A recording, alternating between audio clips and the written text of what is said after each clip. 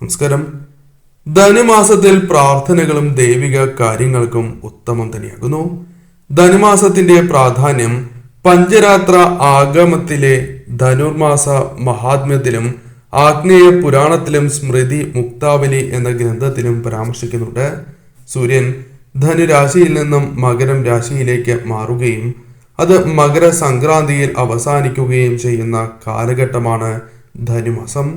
ഈ വർഷത്തെ ധനുമാസം 1-ാം തീയതി, അതായത് നാളെയാണ് വരുന്നത്, അതായത് ഡിസംബർ 16.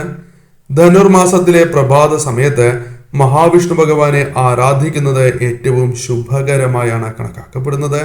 കാലത്ത് വിഷ്ണു സഹസ്രനാമം ജപിക്കുന്നതും ഉത്തമമാകുന്നു. ഇപ്രകാരം നിങ്ങൾ ജപിക്കുകയാണ് എങ്കിൽ സർവൈശ്വര്യമാണ് ഫലം.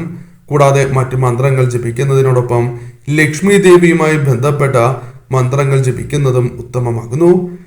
ധനുമാസത്തിലെ ഒരു ദിവസം മഹാവിഷ്ണു ഭഗവാനെ ആരാധിക്കുന്നത് സഹസ്രാബ്ദങ്ങൾ ആരാധിച്ചതിന് തുല്യമാണ് എന്നാണ് വിശ്വാസം. കൂടാതെ തമിഴ്നാട്ടിൽ ഈ മാസമാണ് മാർഗഴി മാസമായി ആചരിക്കുന്നത്. നാളെ ഈ പുണ്യമാസത്തിൽ രാവിലെ കാണേണ്ട വസ്തുക്കളെ കുറിച്ച് ഈ വീഡിയോയിലൂടെ വിശദമായി തന്നെ മനസ്സിലാക്കാം. കൂടാതെ നാളെ ചില നക്ഷത്രക്കാർ വീടുകളിൽ ആദ്യം കയറുന്നത് സർവൈശ്വര്യപ്രദമാണ്. നാളെ നടത്തുന്ന വിശേഷാൽ മാസാദ്യ പൂജയിൽ ഉൾപ്പെടുത്താൻ ആഗ്രഹിക്കുന്നവർ പേരും ജന്മനക്ഷത്രവും കമന്റ് ബോക്സിൽ രേഖപ്പെടുത്തുവാൻ ശ്രമിക്കുക. ആദ്യം കൈനീട്ടത്തെക്കുറിച്ച് മനസ്സിലാക്കാം. പ്രകൃതിയുടെ സമ്പൽ സമൃദ്ധി മുഴുവൻ സ്വന്തം പോക്കറ്റിലാക്കി സ്വയം അനുഭവിച്ച് തീർക്കാനുള്ളതല്ല, അത് വരും തലമുറയ്ക്ക് കൂടി പങ്കുവയ്ക്കാനുള്ളതാണ്. അതിനാൽ തന്നെ സമ്പത്ത് എന്നാൽ പ്രകൃതിയാണ് എന്നും അത് വരും തലമുറയ്ക്ക് കൈമാറാനുള്ളതാണ് എന്നും എത്ര സുന്ദരമായാണ് വിഷു കൈനീട്ടത്തിലൂടെ പഴമക്കാർ നമുക്ക് കാണിച്ചു തരുന്നത് എന്നതാണ് വാസ്തവം. ഓരോ 1-ാം തീയതിയും നമ്മെ ഓർമ്മിപ്പിക്കുന്നതും പ്രകൃതിയോടും തലമുറകളോടുമുള്ള കടപ്പാട് തന്നെയാകുന്നു. വീട്ടിലെ ഗൃഹനാഥൻ കൈനീട്ടം നൽകുന്നത് ഉത്തമം തന്നെയാകുന്നു. എന്നാൽ ചില നക്ഷത്രക്കാരിൽ നിന്നും ആദ്യ കച്ചവടം അല്ലെങ്കിൽ ₹1 നാണയം വാങ്ങുന്നത് ഉത്തമമാകുന്നു.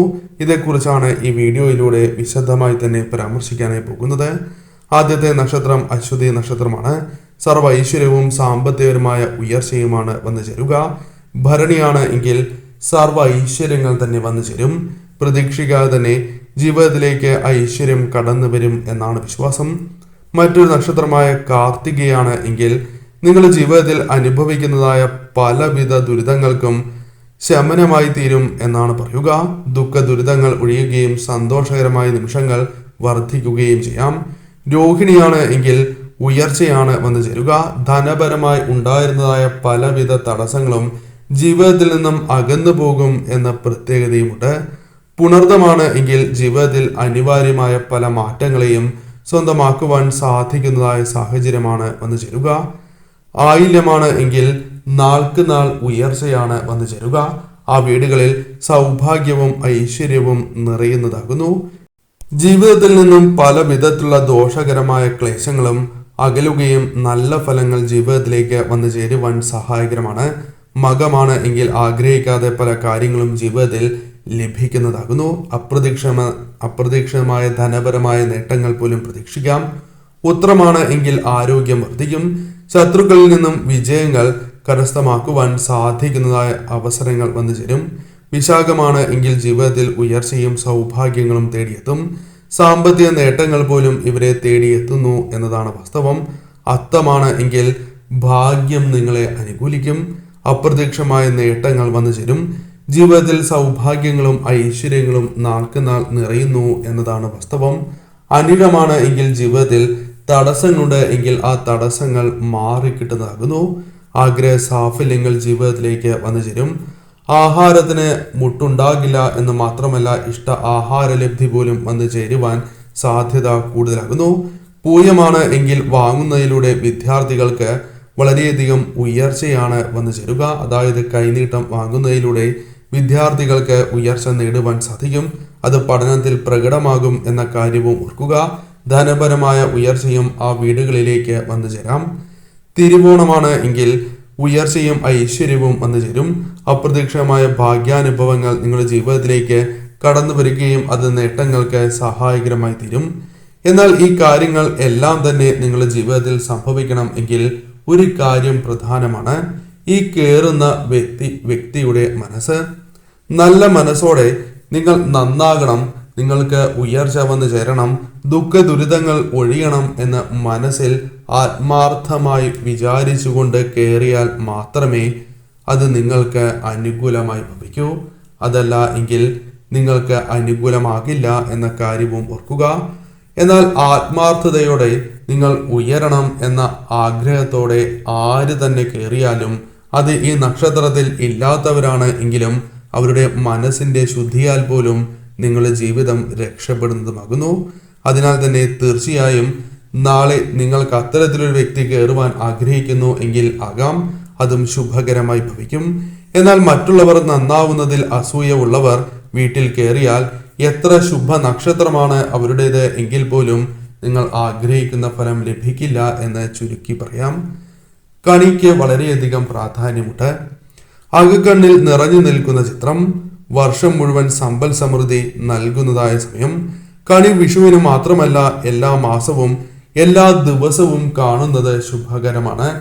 ഒരു ദിവസം കാണുന്ന കണി ആ ദിവസത്തെ അനുകൂലമായി നിങ്ങൾക്ക് ഫലങ്ങൾ നൽകുന്നതിന് സഹായകരമായി തീരും എന്നാണ് പറയുക.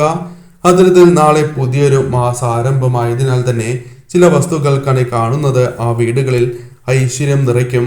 ആ വീട്ടിലെ അംഗങ്ങൾക്ക് സൗഭാഗ്യങ്ങളും ഐശ്വര്യങ്ങളും ജീവിതത്തിലേക്ക് കൊണ്ടുവരും എന്ന് തന്നെ പരാമർശിക്കാം. അതേക്കുറിച്ച് വിശദമായി തന്നെ മനസ്സിലാക്കാം. ഒരു തളികയിൽ ഗ്രന്ഥം, അത് ഭാഗവതമോ രാമായണമോ ഭഗവത്ഗീതയോ നാരായണീയമോ മറ്റ് ഗ്രന്ഥങ്ങളോ ആകാം, ഗ്രന്ഥം വയ്ക്കുക. അല്പം കുങ്കുമം നിങ്ങൾ വയ്ക്കുക. അതോടൊപ്പം അല്പം മഞ്ഞൾ നിങ്ങൾ വയ്ക്കുക.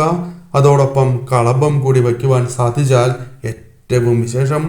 കൂടാതെ അല്പം നാണയം കൂടി വയ്ക്കുക. അതോടൊപ്പം പൂക്കൾ വയ്ക്കുക. പൂക്കൾ സുഗന്ധമുള്ളവയാണ് എങ്കിൽ ഏറ്റവും ശുഭകരം. മുല്ലപ്പൂ വയ്ക്കാം. കൂടാതെ മറ്റു പുഷ്പങ്ങളായ മഞ്ഞ പുഷ്പങ്ങൾ, ശംഖുപുഷ്പം എന്നിവ വയ്ക്കുന്നതും ഏറ്റവും ശുഭകരമാണ്. അതോടൊപ്പം അല്പം നെയ്യ് കൂടി വയ്ക്കുക.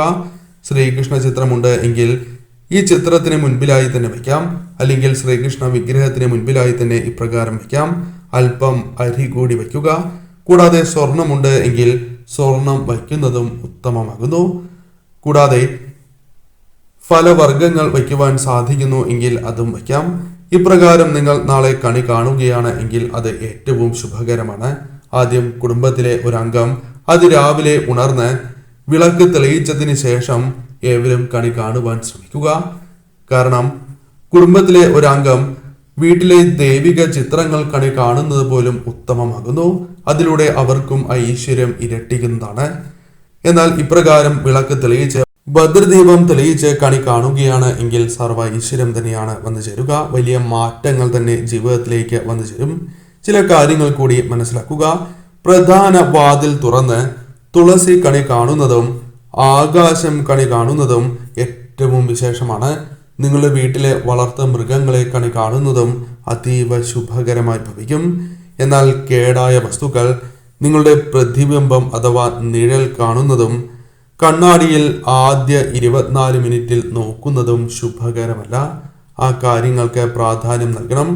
തെറ്റായ വാർത്തകൾ, മനസ്സിനെ വിഷമിപ്പിക്കുന്നതായ വാർത്തകൾ, ചിത്രങ്ങൾ ഈ സമയം, അതായത് ആദ്യ 24 മിനിറ്റിൽ കാണുന്നത് ശുഭകരമല്ല.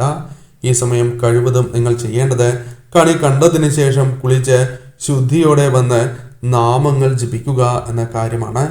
കൂടാതെ അന്നേ ദിവസം മാതാപിതാക്കളുടെ അഥവാ മുതിർന്നവരുടെ കാൽ തൊട്ട് വന്ദിക്കുന്നതും അവരിൽ നിന്നും അനുഗ്രഹം സ്വീകരിക്കുന്നതും ഏറ്റവും ശുഭകരമാണ്.